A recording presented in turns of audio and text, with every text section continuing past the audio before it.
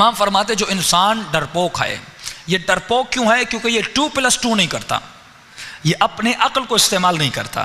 کہ میں نے کہا اگر کوئی انسان ڈرپوک ہے، رات کے اندھیرے میں جا کر کوئی ہارر مووی دیکھ کر آئے تو یہ جب گھر میں آئے گا اب رات کو ڈرے گا، یہ لکڑی کو دیکھے گا کہے گا یہ بھی بھوت ہے. 3 دن سے آپ اپنے گھر میں سکون سے سو رہے ہوں، چند شرارت والے دوست آپ کے پاس آ جائیں اور وہ جنوں کی اور غیبات کی باتیں کرنے لگیں، یہ تو چلے جائیں گے. 3 دن سے آپ سکون سے سوئے، اب یہ پوری رات آپ کو نیند نہیں آئے گی. پنکھے سے آواز آئے گی، آپ کہیں گے یہ بھی کوئی جن ہے. باہر سے آواز آئے گی، آپ کہیں گے یہ بھی کوئی بھوت ہے. یعنی انہوں نے آپ کے قوہ وہم کو کیا کیا؟ ایکٹیو کر دیا. مولا فرماتے ہیں مجھے تعجب ہے اس انسان پر جو مردے سے ڈرتا ہے. اسی باپ کے ساتھ 60 سال رہا، اس کے کمرے میں نہیں جاتا، بابا کی روح آ جائے گی، والدہ کی روح آ جائے گی، دادا کی روح آ جائے گی. قبرستان سے ڈرتا ہے. مولا فرماتے جو مردہ غسل دیا، کفن دیا، اپنے ہاتھوں سے جا کر دفن کیا، اگر اس میں اٹھنے کی طاقت ہوتی وہ پہلے خود کو بچاتا پھر تمہیں ڈراتا.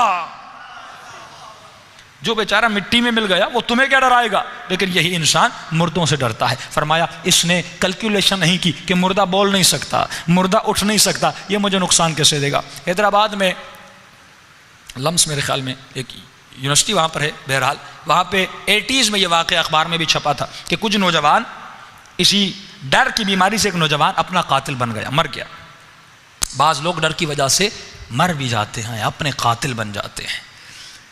کہا کہ نوجوانوں نے آپس میں شرط رکھی کہ کون ہے جو اس مردے خانے میں جائے اور رات کے اندھیرے میں مردوں کے منہ میں ایک ایک لڈو ڈال کے آئے، اور ہر لڈو پہ اس کو 500 روپے ملیں گے.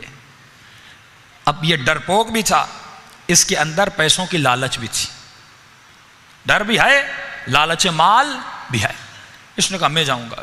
اب یہی بیچارے اسٹوڈنٹ ڈاکٹرز جو پریکٹس کرتے ہیں صبح کو انہیں مردوں کو کاٹتے ہیں، چیرتے ہیں، پھاڑتے ہیں، ڈرتے نہیں. یہی مردہ جسے تو کاٹ رہا یہ تمہیں کچھ نہیں کہہ رہا، لیکن رات کو یہی انسان ڈرتا ہے اندر جانے سے، کیونکہ قوہ وہم اس کا ایکٹیو ہو گیا، اس کے اوپر عقل غالب نہیں ہے. اب یہ بیچارہ اندر تو چلا گیا. انہوں نے آپس میں ایک پلان کیا کہ بھائی اب اس کو ڈرانا بھی ہے، 500 روپے تو ان کو دینے نہیں تھے، کا ڈرانا بھی ہے. کہ کیسے؟ ان میں سے ایک اور اسٹوڈنٹ گیا جس سے بھی زیادہ بہادر تھا، اس نے جا کر مردوں کے بیچ میں سو گیا. اب یہ بیچارہ کہتے لڈو ڈالتا گیا. اب ظاہر جب مردوں کے منہ میں ڈالا، مردوں کو کیا پتا لڈو کیا ہے، لڈو کا ذائقہ کیا ہے. لیکن ایک مرتبہ جب اس نے اس زندہ اسٹوڈنٹ کے منہ میں لڈو ڈالا، آگے بڑھا، اس نے کہا ایک اور لڈو دو. اب جیسے اس بیچارے نے سنا، فرمایا اس کو وہیں اٹیک آ گیا اور وہیں پہ مر گیا. یعنی اس کا ڈر اس کا کیا بنا؟ قاتل بن گیا. ڈر آپ کا قاتل بن سکتا ہے. خواتین، ایک مولانا انگلینڈ میں تھے، وہ مہینے میں 10,000 پاؤنڈ کماتے تھے تعویذوں کے بزنس سے. تو مولانا آپ ایسا کتنا کما لیتے ہو؟ ہم نے مجلسوں سے کمائے ہیں، بچوں کو پڑھانے سے کمائے. 10,000 پاؤنڈ کا مولانا کوئی مشکل کام نہیں، میں خواتین کو ڈرا کے کما لیتا ہوں.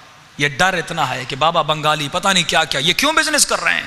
یہ کیوں کہ آپ کے وہم اور خیال پر کیا کر رہے ہیں؟ حکومت کر رہے ہیں. اور اس حکومت کے نتیجے میں وہ آپ کو کماتے بھی ہیں، آپ کو استعمال بھی کرتے ہیں. اکثر خواتین کیونکہ ان کے اوپر جذبات اور احساسات کا زیادہ غلبہ ہوتا ہے، وہ ان کے وہم کو استعمال کرتے ہیں. مولا اہل بیت علماء اخلاق فرماتے ہیں کہ جو انسان تعویذ سے، جادو سے یا کسی اور مخلوق سے ڈرے، جن سے ڈرے یا کسی اور مخلوق سے ڈرے، اس کے اندر شرک افعالی ہے. اس نے ڈر کا مالک کسی اور کو سمجھا، خدا کو نہیں سمجھا. یہ مشرک ہے، مشرک ہے. ڈیٹیل میں جائیں تو یہ مشرک ہے. اگر ڈرنا ہے تو پروردگار عالم سے. اور مقام افسوس ہے کہ آج کا انسان چپکلی سے ڈرے، آج کا انسان چوہے سے ڈرے، آج کی خواتین کاکروچ سے ڈرے، لیکن مولا فرماتی خدا سے نہیں ڈرتا.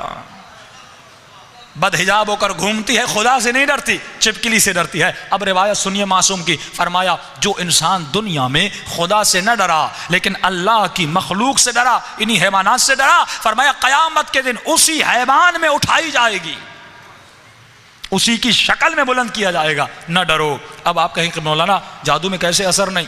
دیکھیے اس کے اب کہیں کہ مولانا روایات میں یہ بھی تو ملتا ہے کہ دوپہر کو قبرستان نہ جائیں، تو کیوں نہ جائیں؟ کل میں نے کہا تھا قبرستانوں میں جنات سوتے ہیں.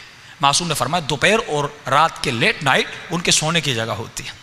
تو اگر جانا بھی چاہو تو زبان پر یہ ذکر کیا کرو کہ لا حول ولا قوت الا باللہ العلی العظیم، اور بلند آواز میں کیا کرو تاکہ پروردگار عالم تمہاری آواز ان تک پہنچا دے اور تمہارا راستہ کھول دیں، اور وہ راستہ بناتے بھی ہیں کیونکہ تو اشرف المخلوقات ہے۔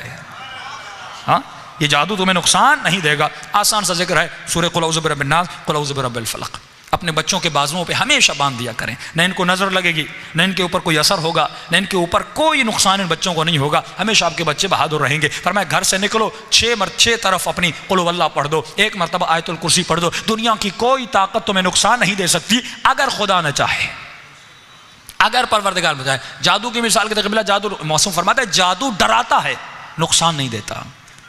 جادو ڈراتا ہے، نقصان آپ کو بالکل نہیں دیتا۔ آپ کہیں گے کیسے؟ قرآن سے دلیل دیتا ہوا چلوں۔ حضرت موسیٰ کے لیے فرمان ہے کہ حضرت موسیٰ علیہ السلام جب ان جادوگروں کے مقابلے میں گئے تو ان جادوگروں نے رسیاں پھینکی، وہ سانپوں میں بدل گئے۔ حضرت موسیٰ نے عصا پھینکی، ایک بہت بڑا اژدہا بن گیا، اس اژدہا نے ان سانپوں کو کھا لیا۔ ایک مرتبہ تمام تر جادوگر موسیٰ کے قدموں میں گر گئے اور کہنے لگے آمنا برب موسیٰ و رب ہارون، ہم رب موسیٰ پر ایمان لے آئے، رب ہارون پر ایمان لے آئے۔ ایک مرتبہ فرعون غصے میں آ گیا کہ بھائی تم نے بھی سانپ بنائے، موسیٰ نے بھی سانپ بنایا، فرق کتنا تھا؟ اس کا سانپ بڑا تھا، تمہارے سانپ چھوٹے تھے، سجدہ کرنے کی کیا ضرورت تھی؟ انہوں نے کہا فرعون ہم جادوگر ہیں، ہمیں پتہ ہے کہ جادو کیا ہے اور معجزہ کیا ہے۔ فرمایا ہمارا جادو ڈرا سکتا ہے، کھا نہیں سکتا۔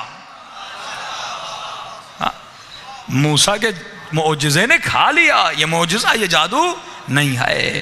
تو آپ کو صرف ڈرا سکتے ہیں آپ کے وہم کو استعمال کر کے۔ بہت سارے اس کے پریکٹیکل واقعات ہیں کہ دبئی میں ایک بہت بڑا انڈیا کا عامل آیا، اس نے کہا آپ جس بھی شخص کا تصور کریں، جس بھی شخص کا تصور کریں، میں آپ کو بتاؤں گا وہ کہاں ہے۔ ہمارے ایک مومن